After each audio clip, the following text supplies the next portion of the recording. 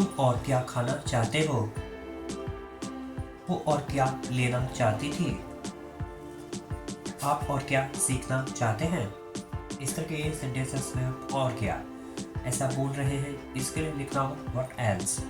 आइए इसके स्ट्रक्चर को समझते हैं। सबसे पहले आपको लिखना होगा व्हाट एल्स, इसके बाद आप लिखेंगे हेल्पिंग वर्ब, फिर सब्जेक्ट, फिर आपको लिखना होगा वांट, इसके बाद टू के बाद मेन वर्ब की फर्स्ट फॉर्म और लास्ट में इंट्रोगेटिव साइन।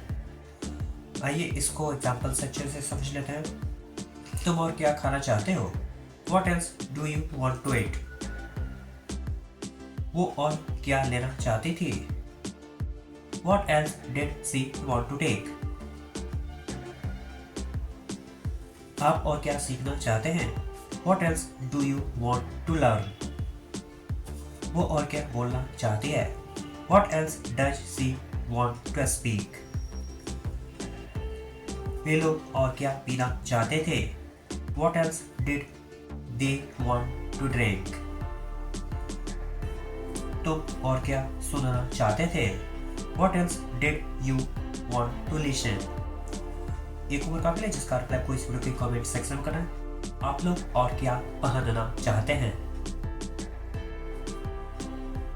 तुम शायद ही कभी वहां जाओगे। मैं शायद ही कभी फिल्म देखता हूँ।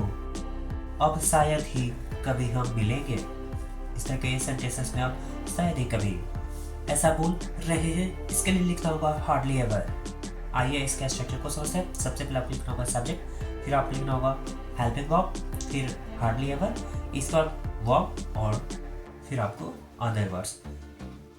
आइए इसको एग्जांपल से अच्छे से समझ लेते हैं। तुम शायद ही कभी वहां जाओगे। You will hardly ever go there. मैं शायद ही कभी फिल्म देखता हूँ। I hardly ever watch movie. अब शायद ही कभी हम मिलेंगे। We will hardly ever meet now. शायद ही कभी मैं वहां गया हूँ।